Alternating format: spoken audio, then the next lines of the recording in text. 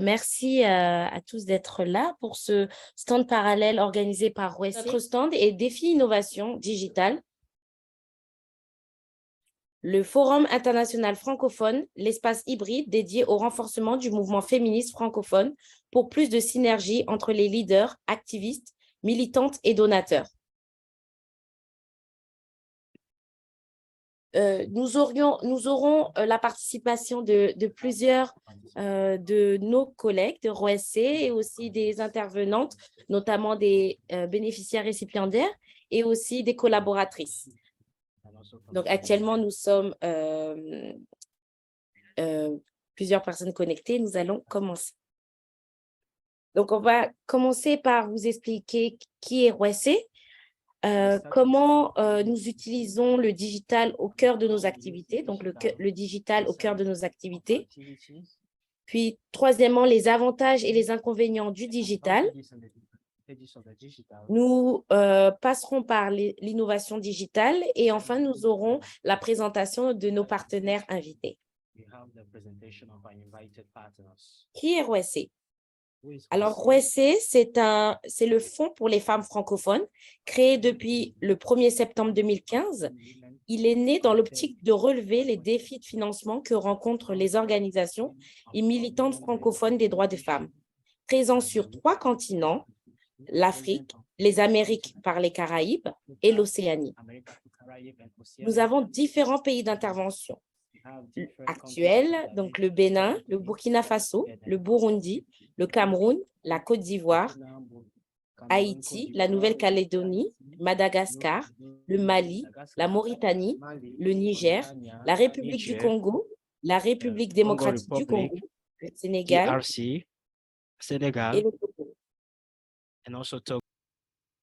Donc, pour résumer, la vision de ROESE, c'est d'envisager qu'on ait un monde où les filles, les jeunes femmes et les femmes jouissent pleinement de tous leurs droits humains fondamentaux.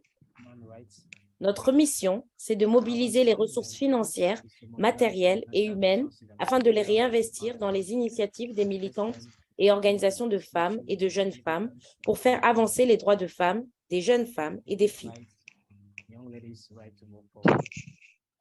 Pour ce faire, nous avons différentes initiatives qui se regroupent en 5 gros pans. Le premier pan est la subvention. Après, nous avons aussi le renforcement de capacités et synergies, le plaidoyer, et nous avons différentes initiatives, dont le Forum international francophone. Les subventions. Au Fonds ROESE, nous développons des initiatives novatrices et appuyons financièrement et techniquement les groupes de femmes travaillant sur le terrain, afin qu'elles puissent provoquer des changements positifs, durables, qui contribuent à améliorer les conditions de vie des femmes et des filles dans les pays francophones. Nous avons 2 types de cycles de subvention. Le premier, ce sont les cycles ordinaires. Nous avons le cycle ordinaire. Donc, ce cycle permet à toutes les organisations, grandes, moyennes et petites, en termes de taille et en capacité financière, de proposer des actions innovantes et impactantes en lien avec les 6 thématiques prioritaires de ROESE. Les 6 thématiques prioritaires de ROESE sont le renforcement du mouvement francophone des droits des femmes et des jeunes femmes, la participation politique et publique des femmes et des jeunes femmes, l'autonomisation économique et leadership professionnel des femmes et des jeunes femmes, genre, paix et sécurité dans les ménages, les communautés, les pays et régions, bien-être, sécurité et efficience des femmes et jeunes femmes défenseurs des droits humains, genre, environnement et changement climatique. Nous avons aussi les cycles spéciaux, qui sont des cycles temporaires ou sporadiques selon des thématiques différentes, comme nous avons pu l'avoir en 2022 avec la Journée internationale de la femme africaine, ou encore avec des projets qui sont menés en consortium, comme le projet Féministes en Action, soutenu par le Fonds de solidarité aux organisations féminines, délivré par le gouvernement français. Alors oui, Rouessé, ce n'est pas seulement donner des moyens financiers, mais c'est aussi donner des moyens techniques. Et les moyens techniques, on les partage avec notre pan du renforcement des capacités et des synergies. Donc, nous mettons en œuvre différentes initiatives, notamment à travers des formations ou encore des prix. Donc, nous avons eu à donner plusieurs formations, soit des formations simples, soit qui abordent le nom de institut.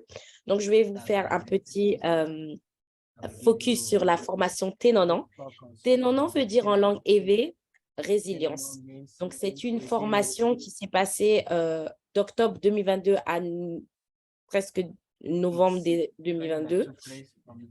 La formation Ténonan avait pour but de renforcer la résilience organisationnelle de groupes féministes francophones grâce à l'acquisition d'outils utiles et efficaces et au développement de stratégies de résistance face aux crises.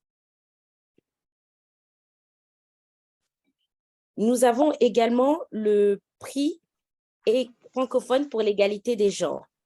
Ce prix est une manifestation de Rouessé pour pouvoir mettre en lumière l'engagement et les parcours extraordinaires des militantes qui font progresser les droits des femmes, des jeunes femmes et des filles et l'égalité des genres dans les différents pays francophones où elles militent, où elles exercent. La première édition a commencé en 2020 et depuis, nous avons déjà récompensé 6 lauréates. La troisième édition est en cours de sélection. Nous avons aussi eu le début des opérations Agodje. Agodje qui veut dire en langue fond, qui désigne en langue fond plutôt, langue du Bénin, les Amazones du Dahomey qui étaient réputées comme étant des grandes guerrières sécurisant leur empire et leur royaume. Nous avons eu la première formation dans le cadre des opérations Agodje qui s'est passée du 27 au 28 février dernier et qui était un pré-événement du CSW 67 avec une formation abordant 2 thématiques particulières, qui est la sécurité holistique et la transition virtuelle. Son principal objectif était d'outiller une soixantaine d'organisations de femmes issues de différents pays, différents continents, à l'intégration du numérique dans leur activité quotidienne. Nous avons un autre pan qui est le plaidoyer. Donc, le plaidoyer, ce sont toutes nos activités afin de pouvoir remonter des informations que nous aimerions publiques pour que le monde puisse savoir qu'est-ce que nous défendons en tant qu'organisation féministe. Donc, nous avons eu la campagne « Je m'engage » avec la campagne de Génération Égalité. Et nous avons aussi, pour exemple, la lettre ouverte à son Excellence, Monsieur Emmanuel Macron, président de la République française, afin de lui parler de nos inquiétudes, notamment à l'accès des fonds aux organisations féminines francophones. Passer à la partie digitale au cœur de nos activités, il y a une réelle importance actuelle en tant qu'organisation, notamment parce que vous avez à discuter, à échanger avec des personnes qui ne sont pas nécessairement proches de vous, que tout le monde puisse utiliser le digital au cœur de ses activités.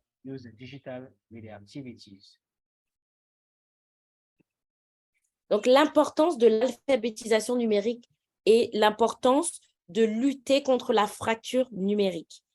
La digitalisation permet de rester connecté, peu importe le lieu où nous nous trouvons. Toutefois, elle reste un enjeu, surtout dans la plupart des pays dans lesquels nous intervenons.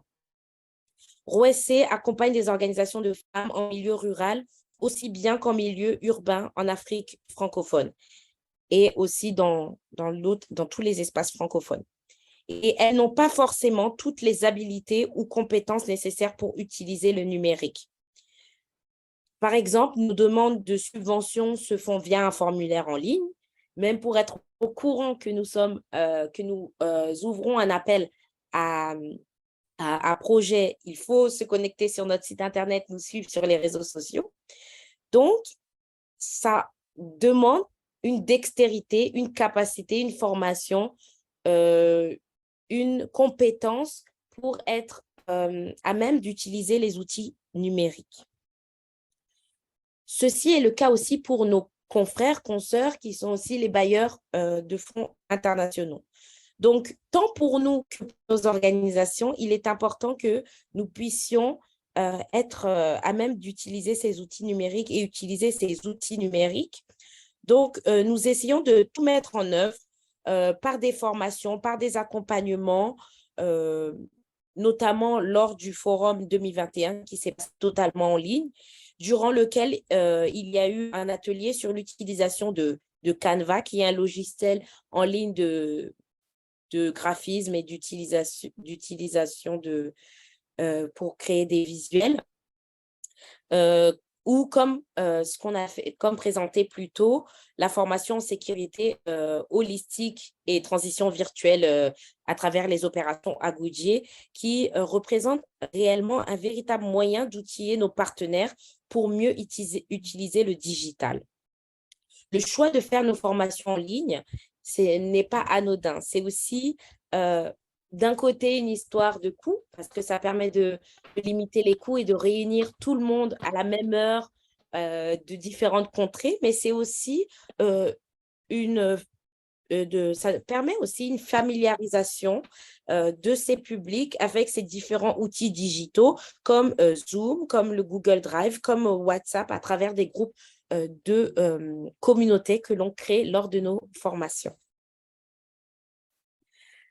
Alors, je vais passer la parole à ma collègue qui va vous parler du travail en hybride. Oui, bonjour. Donc, le travail en hybride de nos jours, on est capable, grâce aux nombreux moyens de communication que nous avons, de travailler à distance. La pandémie à COVID-19 nous l'a une fois de plus prouvé, nous l'a prouvé davantage. On va dire que partout dans le monde, on a dû s'adapter et trouver les moyens afin de pouvoir continuer nos activités. Donc, il ne fallait pas tout mettre sur stop. On avait l'obligation de continuer à travailler. Donc, c'est pour ça qu'on a mis en place le télétravail. Après, ça reste quand même un enjeu en Afrique francophone surtout.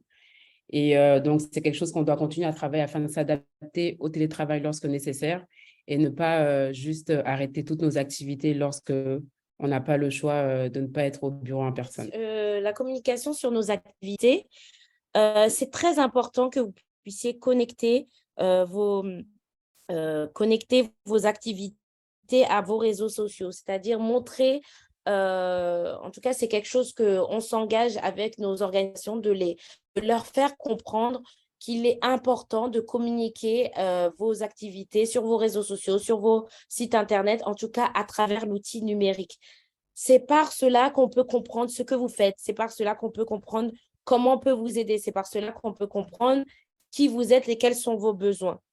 Donc, nous faisons, à travers toutes nos formations et même lors de nos suivis, le suivi des organisations lorsqu'elles sont financées par OSC, nous les invitons à toujours publier sur les réseaux sociaux, que ce soit Instagram, Facebook, LinkedIn ou YouTube, ainsi que leur site web.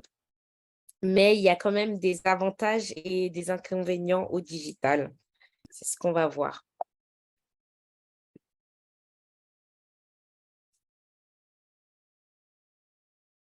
D'accord. Donc, par rapport aux avantages, évidemment, on sait qu'avec le digital, ça nous permet d'optimiser le temps.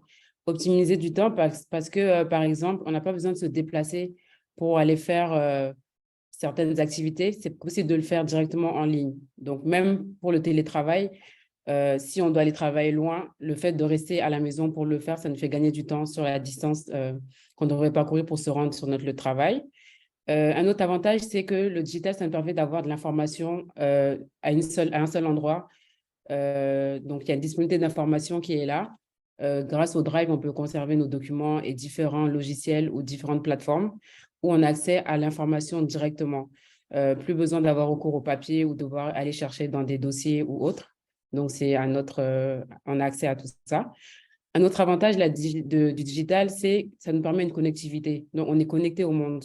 De plus en plus, avec les réseaux sociaux, on a accès à l'information au temps T. On est au courant de plein de choses, on peut avoir plein de nouvelles et on forme un réseau. Et cette connectivité-là est très intéressante pour nos activités. On est au courant des choses à l'instant voulu. Par exemple, pour nous, en tant que fonds, on est capable de donner beaucoup d'informations à nos bénéficiaires, à nos partenaires via nos réseaux. Et on peut aussi aller chercher l'information de d'autres fonceurs ou autres organisations qu'on peut partager sur nos réseaux. Donc, il y a une connectivité qui est là. Et il y a une performance améliorée aussi grâce au digital. Il y a des chiffres qui le montrent. Grâce au digital, la performance est, comment dire, améliorée dans les entreprises en général. On passe moins de temps à faire des tâches parce que c'est automatique, donc tout est automatisé au lieu du manuel. Et à ce niveau-là, on gagne beaucoup plus de temps. Après, il reste quand même des inconvénients dont on va parler aussi, qui ne sont pas négligeables. Donc, les inconvénients du digital dans notre zone, encore une fois, nous sommes une organisation dans le Grand Sud francophone et on a encore malheureusement un défaut par rapport à l'accessibilité. On n'a pas tous forcément accès à une connexion de qualité, dépendamment de la zone où on se trouve, si on est en milieu urbain ou au milieu rural. Donc, ça reste un frein à avoir accès au digital ou à utiliser le digital dans nos activités. Les coûts sont non négligeables. Évidemment, pour travailler avec le digital, il faut des appareils électroniques connectés. Il faut avoir accès à une connexion et ça a un coût qui est non négligeable que tout le monde ne peut pas se permettre. Donc, c'est quelque chose dont il faut tenir compte. Ensuite, la fracture numérique est réelle. La fracture numérique est réelle dans le sens où on a encore beaucoup de disparités par rapport à l'accès aux outils digitaux, malheureusement. Et on voit cette fracture numérique surtout au niveau du genre. On sera plus à même à voir des hommes ou jeunes hommes, on va dire, avec un smartphone qu'une jeune fille du même âge dans nos milieux. Et il y a aussi la différence entre les hommes et les femmes donc adultes qui ont plus accès à des outils digitaux que des femmes par rapport dans nos milieux respectifs. Ensuite, le manque de vulgarisation aussi n'est pas à négliger parce que on ne permet pas encore forcément aux jeunes dans le milieu scolaire dès le bas âge d'avoir accès au digital pour se familiariser avec l'outil informatique. C'est quelque chose qui commence à être mis en place dans les écoles, mais ce n'est pas encore vulgarisé partout. Et on pense que si cela est fait dès le petit âge, les jeunes pourront se familiariser avec l'éthique et auront moins de difficultés plus tard pour exercer leurs activités.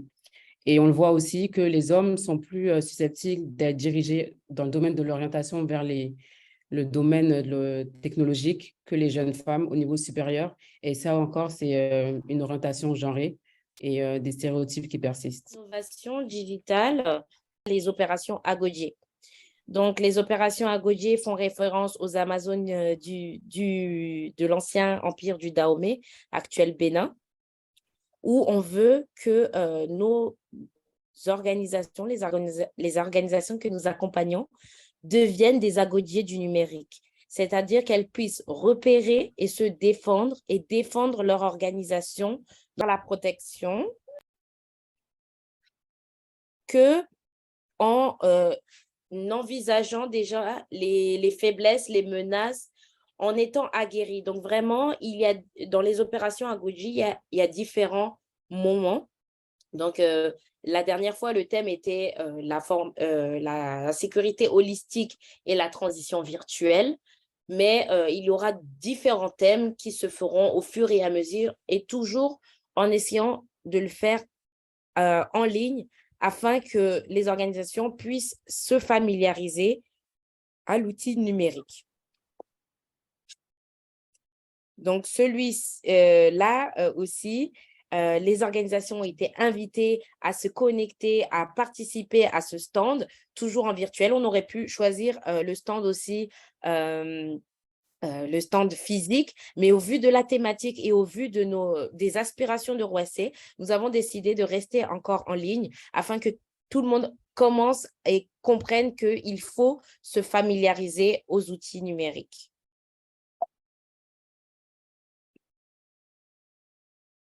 Je vais passer la parole à une de mes collègues pour vous présenter l'initiative du Forum francophone qui était totalement en ligne. Donc, merci beaucoup, Stéphie. Bonsoir à toutes et à tous. Moi, c'est Rosaline Tchekpia, collaboratrice à Kwesté, et j'étais en charge du Forum francophone, le premier Forum francophone. Donc, le Forum francophone, c'est un espace que Kwesté a voulu créer pour permettre aux organisations qui travaillent pour l'égalité genre, aux organisations de femmes, de pouvoir se mettre ensemble et discuter de certains sujets comme le premier thème du forum qui était le renforcement du mouvement des femmes francophones, comment pouvons-nous y contribuer. Donc, cet espace est destiné à toutes les organisations francophones, toutes les organisations de femmes qui sont situées dans les différents pays francophones d'Afrique, mais aussi de Haïti et du Pacifique. Donc, à la première édition de ce forum-là, nous avons pu avoir la participation même de l'Océanie comme pays francophone. Donc, si on peut me passer la slide suivante. Donc, voilà, donc le Forum francophone tourne autour de certains thèmes clés que nous avons fait revenir plusieurs fois dans le premier forum. Par exemple, la sororité, le fait de toujours se mettre ensemble, de pouvoir, au-delà de nos différences, se mettre ensemble pour faire avancer les causes, pour pouvoir nous défendre contre le patriarcat ou contre d'autres organisations qui ne sont pas dans la même logique que nous.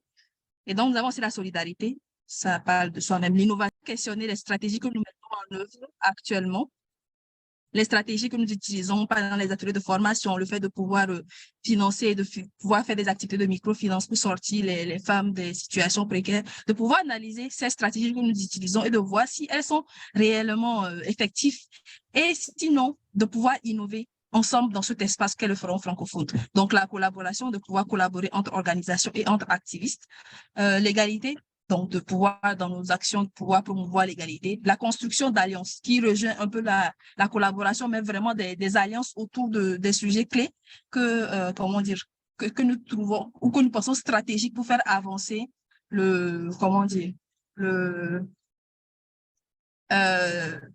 pour faire avancer l'égalité genre. Donc, voilà un peu par rapport à ça. Slide suivante, s'il vous plaît. Donc, le Forum francophone 2021, comme je le disais, était un événement inédit. C'était un événement, c'était le premier de la FOR. Donc, c'était vraiment, une première expérience pour le monde du mouvement francophone, mais aussi pour Kwesté lui-même, qui était un événement que nous avons organisé 100% en ligne, qui a pu, avoir la participation de près de 1200 organisations, de partout dans le monde, 1100 organisations de partout dans le monde et de près de 51 pays différents. Et donc, pour cet événement, nous avons utilisé la plateforme Samaro. Donc, cette plateforme qui nous offrait la possibilité de pouvoir avoir la configuration d'un événement public. Par exemple, au niveau de cette salle Samaro, nous avons un hall d'accueil qui ressemble au hall d'accueil des hôtels dans lesquels nous faisons nos activités physiques de temps en temps. Donc, nous avons un hall d'accueil et au niveau de ce hall-là, nous pouvons avoir les informations générales sur le forum, quel est le programme de la journée, quels sont les différents intervenants, quelles sont les salles qui sont disponibles, quelles sont les différentes salles et quels sont les événements qui vont se passer dans cette salle-là. Donc, la plateforme Samaro nous permettait d'avoir tout ça et c'est l'une des raisons pour laquelle nous avons choisi cette plateforme-là pour pouvoir effectuer ou en tout cas mettre en live le premier forum francophone. Donc, avec cette plateforme-là,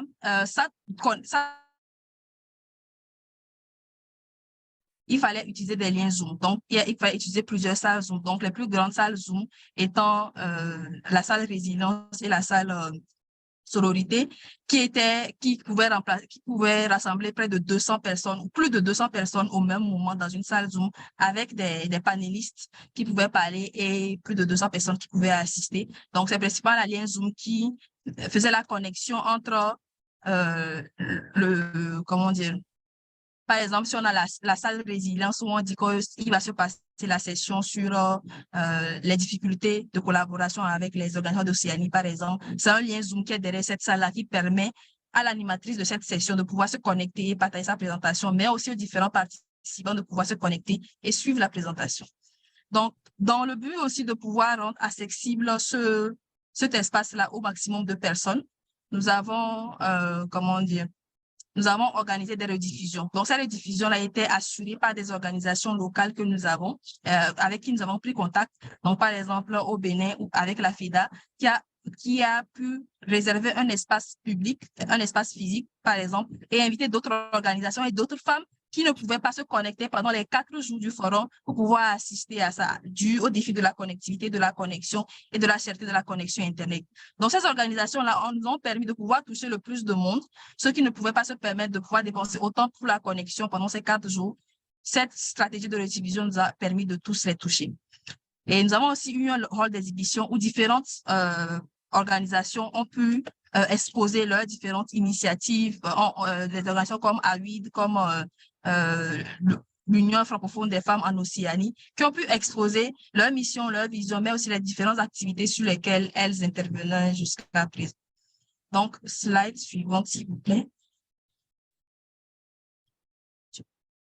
Donc, les défis que nous avons, les principaux défis que nous avons rencontrés lors du premier forum francophone peuvent se regrouper en 4 grandes parties. Donc, nous avons le défi de la connectivité. Donc, les connexions Internet qui n'étaient pas très bonnes ou qui étaient trop chères ou qui ne fonctionnaient pas à certains moments. On avait des fois eu des soucis techniques pour certains participants ou même certains animateurs de sessions qui se trouvaient dans des zones où la connexion n'était pas très bonne. Donc, ça a été l'un des principaux défis. Et même au niveau du coût de la connexion Internet où comment dire, il y a eu l'idée de pouvoir quand même s'appuyer sur les organisations qui assurent la rediffusion.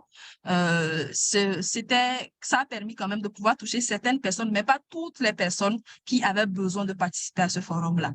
Le deuxième défi était le défi de la sécurité numérique, de la protection de nos données en tant qu'organisation, mais aussi de la protection des données de nos participants. Donc, par rapport à ça, nous avons eu ce qu'on appelle le Zoom bombing lors de certaines sessions où il y avait des personnes mal intentionnées qui se connectaient au Zoom et qui projetaient soit des images pornographiques ou faisaient beaucoup de bruit pour pouvoir gêner la session.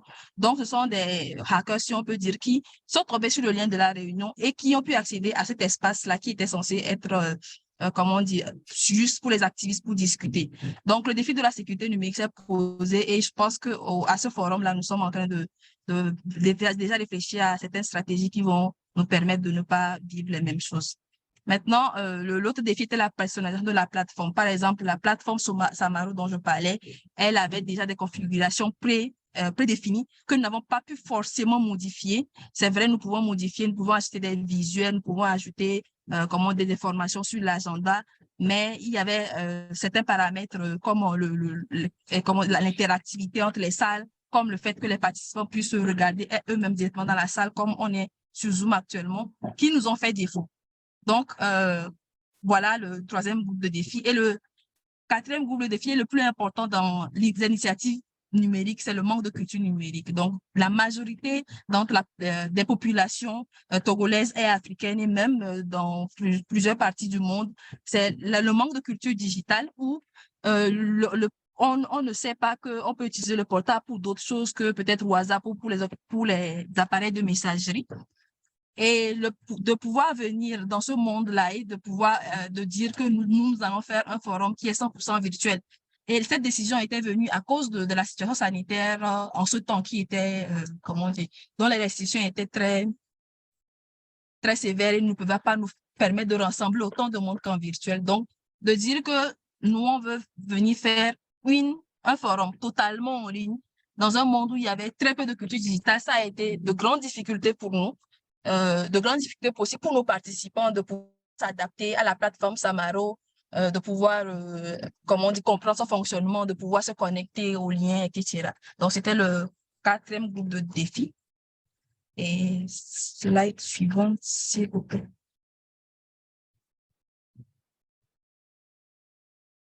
Donc, c'est tout pour le forum francophone 2023.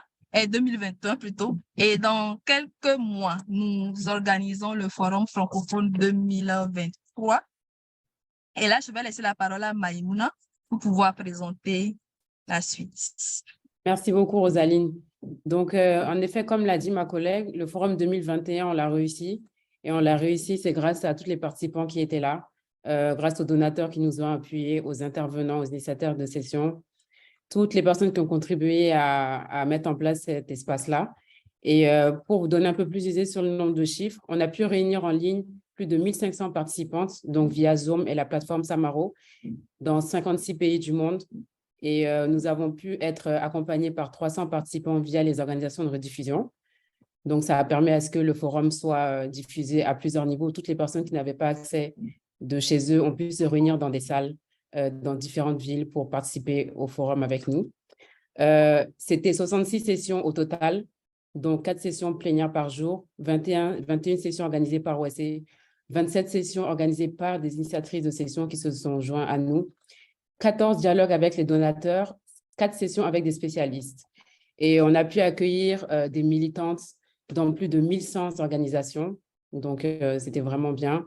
Et voilà, donc on espère pouvoir vous retrouver encore cette année, dans quelques mois en novembre, lors de notre Forum francophone 2023, qui est la 2e édition du Forum. Le thème qu'on va ensemble élaborer, c'est « Construire le mouvement féministe francophone, par où commencer ?» Donc, on espère que vous serez présents. Nous allons sous peu lancer l'appel à contribution afin que toutes les personnes qui veulent contribuer et créer cet espace avec nous se joignent à nous. Vous pouvez proposer tout type d'activité. Vous aurez plus d'informations dans le formulaire et on espère vous compter parmi nous en novembre. Donc, nous aurons 2 partenaires qui vont nous présenter leurs activités, des partenaires qui utilisent énormément l'outil numérique et qui nous expliqueront comment elles utilisent l'outil numérique afin de pouvoir mettre à bien, mener à bien leurs activités et continuer de défendre le droit des femmes et l'égalité des genres. Donc, nous allons commencer avec l'organisation MusoDev. Alors, MusoDev est une organisation à but non lucratif, œuvrant pour l'autonomisation des femmes et jeunes à travers les TIC.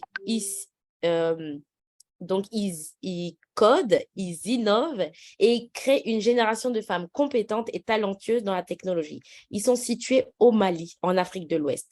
Et nous avons en deuxième partie l'organisation African Wits, qui est un réseau professionnel féminin et une organisation à but non lucratif spécialisée dans les technologies et l'innovation pour l'accompagnement des femmes, jeunes et communautés locales. Ils sont situés au Cameroun, en Afrique centrale. Donc, on va donner la main à l'organisation MusoDev afin qu'elle puisse nous faire ce partage d'expérience. Alors, je suis ravie d'être là. Je me présente Portia Marguerite Sogoba de MusoDev depuis Bamako au Mali. Est-ce que la technique pourrait m'aider avec la présentation PowerPoint, s'il vous plaît? D'accord. Oui, tout de suite, je partage ça. D'accord, super. Donc, comme cela avait si bien été annoncé dans la présentation de notre organisation, nous évoluons dans le domaine de la technologie et c'est d'ailleurs notre cœur de métier. Et c'est là pour réduire cette disparité entre hommes et femmes dans le domaine des nouvelles technologies. Nous-mêmes ayant été un peu victimes de ça, des préjugés, des découragements. Et lorsque nous avons pu nous en sortir, il était évident pour nous qu'il fallait apporter notre contribution afin que nos jeunes sœurs, nos mamans puissent surmonter ces obstacles-là et qu'elles puissent trouver leur voie dans le digital, d'où la création de l'association MusoDev en 2018. Si la technique est prête, on va y aller. Je disais tantôt, nous avons été créés en 2018. Nos objectifs sont entre autres de donner des opportunités de développement aux femmes et aux jeunes filles à travers les technologies de l'information et de la communication. C'est de concevoir, c'est de développer aussi et de promouvoir surtout la participation des femmes au métier d'éthique. Je pense que les réalités sont similaires dans nos pays. Quand vous prenez la présence des hommes et des femmes dans certains métiers, vous allez voir qu'il y a une grande disparité. C'est de promouvoir aussi la formation professionnelle et l'accompagnement des femmes et des jeunes filles. Nous aurons le temps d'y revenir après.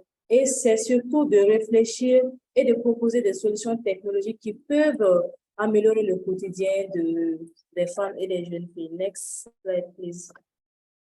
Nous avons plusieurs projets. Nos projets phares sont notamment Zero BBG, qui est une application 3 en 1 qui permet non seulement de s'informer, d'être sensibilisé et surtout de dénoncer, excusez-moi, les cas de violence basées sur le genre.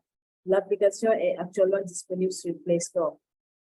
Nous avons aussi le projet Moussodev Code Academy qui est la plus grande académie et le premier, on va dire, le premier centre de codage dédié uniquement aux femmes, dont l'objectif c'est de favoriser vraiment l'émergence des talents féminins dans la tech et nous sommes déjà à 2 cohortes qui nous servent de phase pilote pour voir qu'est-ce qui peut aider les femmes et les jeunes filles, quels sont les défis et à la suite de cette phase pilote, nous allons pouvoir vraiment mettre en place un programme qui va répondre aux besoins. L'objectif c'est de les former et ensuite de les insérer auprès de nos entreprises partenaires. Nous avons Moussodev STEM Tour aussi, qui est un programme de vulgarisation des TIC auprès des femmes qui vivent surtout en milieu rural, qui vivent loin de la capitale, parce que nous avons remarqué que toutes les opportunités sont concentrées dans la capitale ici. Toutes les bonnes opportunités que nous voyons sont concentrées dans la capitale. Et celles qui sont en milieu rural, qu'est-ce que nous allons faire d'elles? Est-ce que nous allons les exclure? Non. Et nous avons eu quand même la chance que ce projet soit subventionné par OEC justement l'année dernière et il a permis de toucher environ une centaine de femmes et de jeunes filles avec différents profils. Nous avons des élèves, des étudiants, des entrepreneurs dont les capacités ont été renforcées et dont la plupart d'entre elles aujourd'hui arrivent à gagner leur vie à travers les compétences acquises lors de ces formations-là. Next. Nous avons Moussodev Hub qui est un centre d'incubation, d'accompagnement et de formation des jeunes filles porteuses de projets. Ce projet est également en phase pilote et il fait suite, c'est une suite logique de Moussodev STEM Tour parce qu'il est important pour nous d'orienter chaque femme, chaque jeune fille en fonction de ses aspirations. Celles qui veulent devenir qui veulent avoir une carrière professionnelle, il est de notre devoir de les orienter dans cette sens. Et celles qui veulent se lancer dans l'entrepreneuriat, il s'agira aussi de les aider, de les doter des outils et des compétences nécessaires et même de les aider à lever des fonds. Et enfin, nous avons le projet Teen NIC, dont l'objectif c'est de vraiment initier très tôt les jeunes filles et les adolescentes. Nous avons eu une première, on va dire, une première phase aussi qui a ciblé les adolescentes de 13 à 18 ans pour les sensibiliser. Et l'objectif, c'est aussi de les outiller afin qu'après l'obtention de leur baccalauréat, elles puissent choisir des filières porteuses en lien avec le digital. Suivant. Donc, notre mission, c'est d'informer et de former et d'accompagner. Pour l'information, parce qu'on se dit que avant d'amener quelqu'un à embrasser un domaine, il faudrait que la personne ait les bonnes informations. Il faudrait que la personne connaisse les tenants et les aboutissants. C'est pour cela que l'information, la sensibilisation est au centre de toutes nos activités. Et de la création à aujourd'hui, nous avons touché plus de 2000 filles et femmes lors de nos différentes activités parce que nous faisons des campagnes digitales, nous faisons des caravanes, des campagnes dans les écoles, comme vous pouvez le voir sur cette image, si la connexion le permet. L'objectif, c'est de les sensibiliser d'abord et après maintenant la formation. Suivant. Voilà, donc la formation des docteurs de compétences, je l'ai dit, à travers plusieurs programmes en fonction des niveaux d'études et aussi en fonction des âges. Suivant. C'est aussi de favoriser l'inclusion numérique. Et dans ce sens, comme je l'ai dit, nous travaillons bien avec les femmes rurales qui n'ont pas un niveau très développé ou quasi inexistant. Nous travaillons aussi avec des étudiantes, des professionnels. Aussi, c'est l'accompagnement. L'accompagnement est très important. Il faut former les femmes. Après, il faut les accompagner aussi. Et pour cela, nous faisons des coachings, des mentorats et nous partageons avec elles des opportunités de bourse et nous les aidons à même préparer leur candidature pour pouvoir postuler et bénéficier de ces bourses-là. Et aussi, à travers un blog que nous avons où nous partageons des ressources, sur la vie pratique, la vie professionnelle, afin vraiment de les aider, que leur épanouissement soit vraiment effectif sur le plan personnel et aussi sur le plan professionnel. L'autre élément, c'est la communauté. On a parlé, je pense que cela a été dit avant nous, la sororité est très importante, la solidarité féminine, c'est une force et il faut en profiter. Il faudrait que les femmes se donnent la main. Et c'est pour cela que nous avons aussi une communauté autour de l'organisation, autour de nos activités, afin qu'on puisse se retrouver entre nous, qu'on puisse échanger, qu'on puisse s'aider mutuellement à grandir. Suivant. Aussi, l'un de nos objectifs phares, c'est de développer des solutions. Nous développons des solutions technologiques qui répondent aux besoins des femmes et des jeunes filles. Et c'est dans ce sens que nous avons développé l'application mobile 0BBG. Pour ceux qui le savent, le Mali traverse une crise multidimensionnelle depuis 2012 et cela a favorisé la croissance des violences basées sur le genre, avec les violences sexuelles liées au conflit, les déplacés, les réfugiés, etc. Il était important qu'on puisse apporter également notre pierre à l'édifice pour pouvoir lutter et prévenir d'abord surtout et lutter efficacement contre ces violences-là. Et nous avons créé l'application qui a été lancée officiellement, je pense que c'est en avril 2021. L'objectif de l'application, c'est d'informer, de sensibiliser et de dénoncer. Nous avons les principales fonctionnalités sont, on a d'abord la prévention. On a la prévention qui est là. Comme je l'ai dit, on met l'accent sur le volet préventif. Et dans ce sens, on fait de la sensibilisation. On explique d'abord ce que c'est que les violences, les termes clés, les concepts, l'équité et tout ça. Parce qu'on s'est rendu compte, et on se rend compte d'ailleurs qu'il y a beaucoup de préjugés, il y a beaucoup de stéréotypes dont on est victime quand tu parles de genre, quand tu parles de VBG, il y a beaucoup de connotations négatives qui sont là. Et l'application aide à briser cela en donnant les bonnes informations, les bonnes définitions et en rendant disponibles aussi les lois qui sont là, en fait, qui protègent la personne humaine, qui protègent les droits des femmes et des jeunes filles, sachant qu'il n'y a pas encore de loi contre les VBG au Mali. Cela a été tenté plusieurs fois, mais malheureusement, il y a toujours les pesanteurs sociales qui font que la loi n'arrive pas à passer. Nous avons aussi des options d'alerte, notamment 3 options d'alerte. Il y a d'abord le numéro vert. Quand une personne télécharge l'application et qu'elle a besoin d'aide, elle peut appeler le numéro vert de la police pour se faire assister. Elle peut faire une déclaration via l'application directement et ensuite elle peut utiliser ce qu'on appelle le système de référencement selon sa localité. Voilà, donc on a les 3 options d'alerte. Et afin toujours d'inclure celles qui n'ont pas un niveau avancé dans les études ou celles qui vivent en milieu rural, qui ne savent pas lire et écrire, nous avons pensé à intégrer des fonctionnalités vocales et surtout en langue nationale.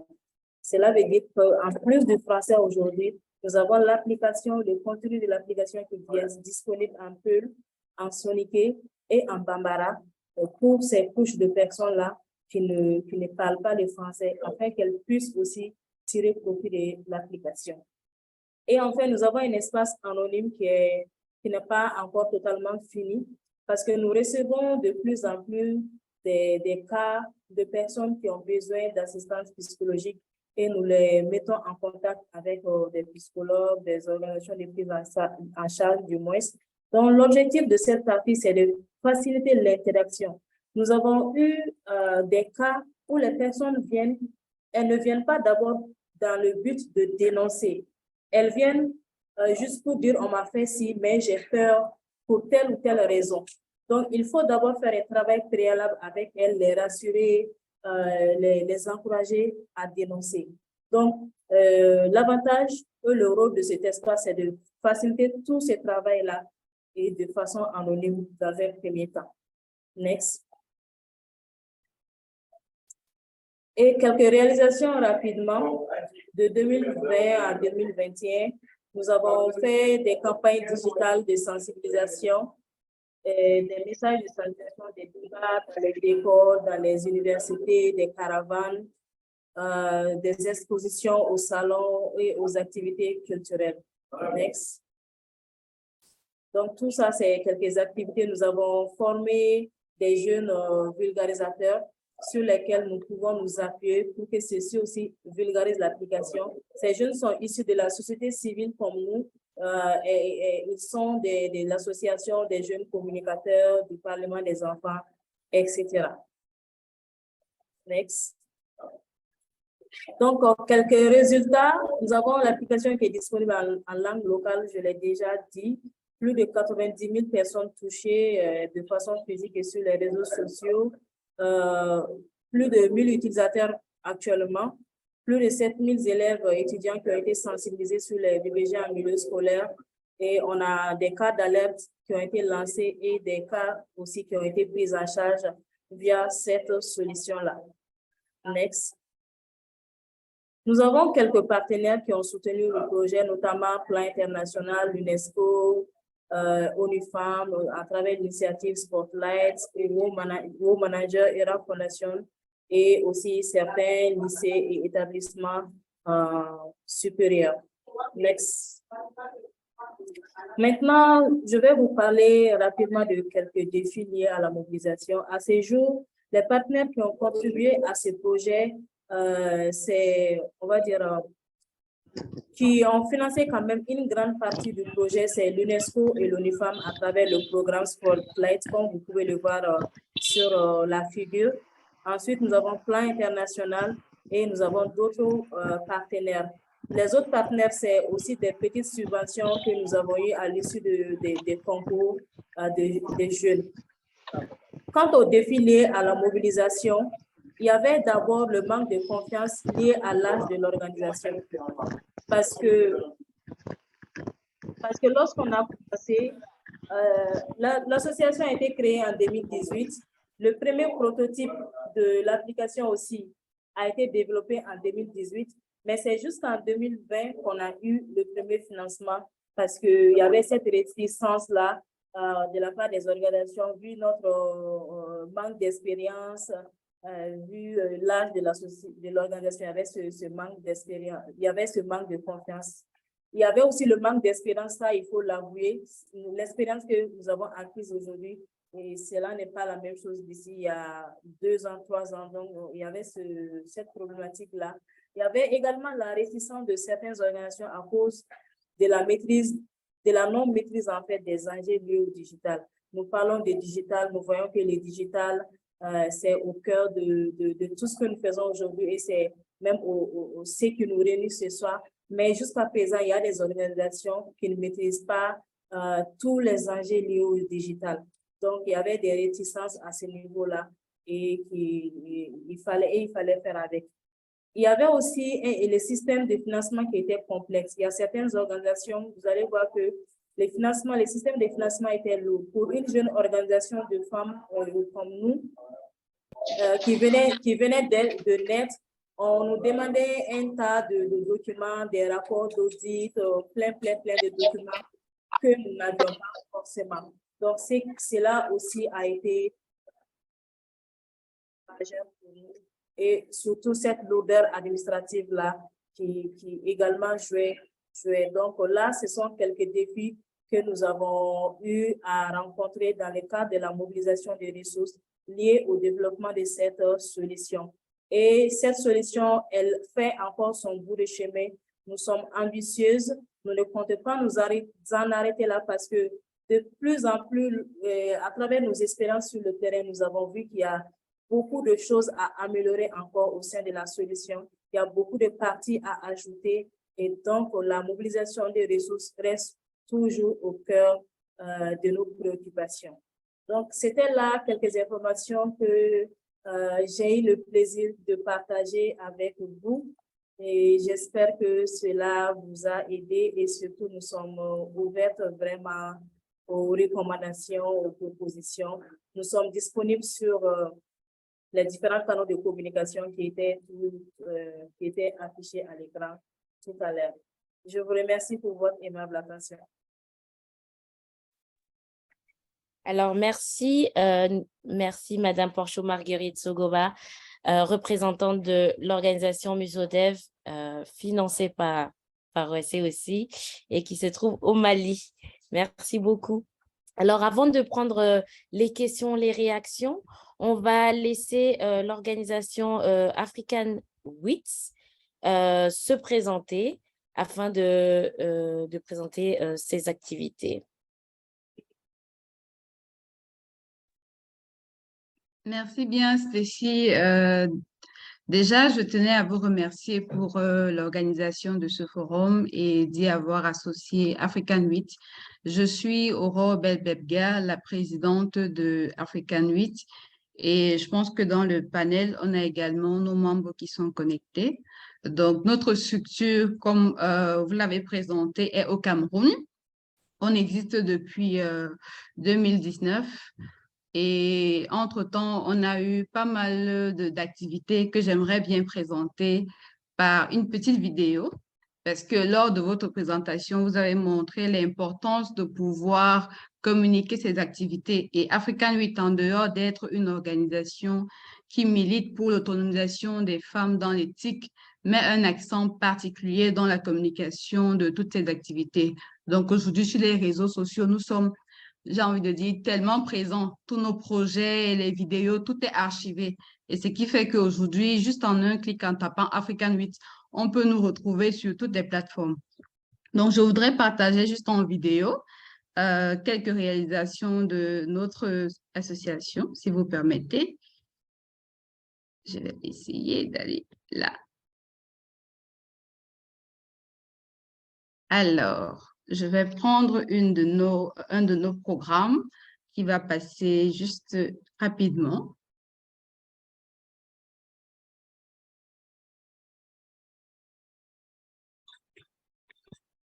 Est-ce que vous suivez la vidéo? Alors, on n'a pas le son. Ah, dommage. Je vais voir si nous, on peut aussi partager cela. J'arrive. Alors,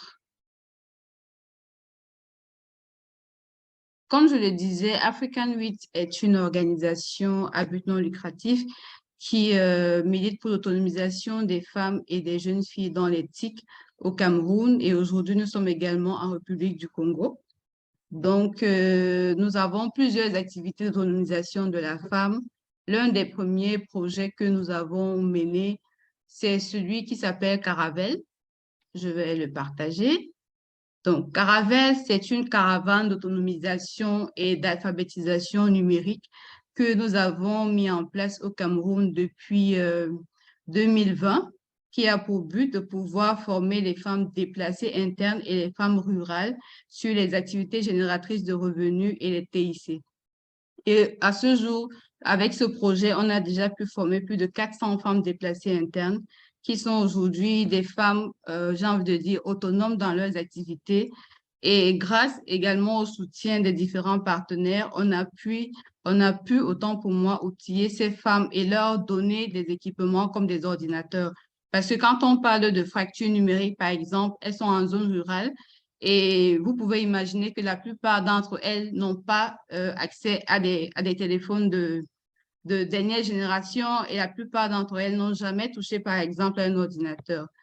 Donc, quand on parle de défis, par exemple, digital, on fait également face à ce genre de problématiques quand on va en zone rurale ou auprès des populations vulnérables. En général, on se rend compte que malgré le besoin de formation sur le numérique qu'on essaie d'apporter à ces femmes, on fait également face au fait que ces femmes n'ont aucune culture numérique, n'ont jamais utilisé les outils informatiques. Donc, d'où la nécessité d'associer les formations que nous faisons, mais également avec du matériel informatique comme des ordinateurs qui sont offerts. Donc, le projet Caravelle, comme vous pouvez le voir ici à l'écran, présenté sur le site Internet, comme je le disais, c'est une caravane en fait où on va dans des différentes villes du Cameroun. Je pense qu'on a déjà fait plus de 10 villes, si je ne me trompe pas. dans lesquels, avec des partenaires, on essaye à chaque fois de faire, par exemple, une semaine de formation dans ces zones-là pour pouvoir former ces dames sur les TIC. Quand je parle de TIC, je parle principalement de tout ce qui est vraiment du basique, c'est-à-dire qu'on leur apprend à manipuler déjà l'ordinateur, on leur apprend à saisir, on leur apprend à utiliser le téléphone, on leur apprend un peu de marketing digital, pas très poussé, peut-être des réseaux sociaux, comment utiliser WhatsApp Business, etc. Donc, avec ce programme, comme je disais, on a déjà pu former à peu près 400 femmes au Cameroun depuis 2020. Et le dernier en date a permis également de pouvoir mettre en place un centre multimédia au Cameroun qui permettra de former ces femmes. Je ne sais pas si la vidéo est prête pour pouvoir illustrer les propos de ce projet.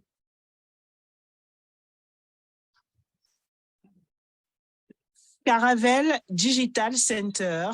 Est-ce que vous entendez maintenant? Oui, c'est bon. Ok, d'accord. Grâce au soutien du Fonds canadien d'initiative locale, du Haut-Commissariat du Canada au Cameroun et du Centre des affaires TIC, les nouvelles technologies de l'information et de la communication, va bientôt achever sa caravane d'alphabétisation numérique dans les villes de Douala, Souza et Yabassi. Elles étaient nombreuses, ces femmes venues principalement des régions du nord-ouest et du sud-ouest Cameroun pour acquérir des connaissances dans le domaine du numérique en général et sur la gestion de leur commerce en ligne en particulier. Il s'agit de permettre aux femmes déplacées internes et victimes de la crise sécuritaire au Cameroun d'être autonomes. On a différentes cibles dans le cadre de nos activités. On a les femmes entrepreneurs, on a les étudiantes, mais on a également les femmes déplacées internes qui ont d'autres troubles psychologiques, on va dire ça comme ça, et socio-économiques. Donc, comme vous voyez actuellement, ils sont en train de suivre une formation TIC parce que la plupart ont des activités génératrices de revenus où elles voudraient, par exemple, apprendre les TIC, WhatsApp, Facebook, et aussi comment se protéger en ligne, comment utiliser les moyens mobiles, de paiement mobile pour pouvoir faire du commerce. Les modules d'encadrement choisis pendant cette caravane d'alphabétisation numérique, l'e-commerce, la sécurité en ligne, les finances numériques et la communication web.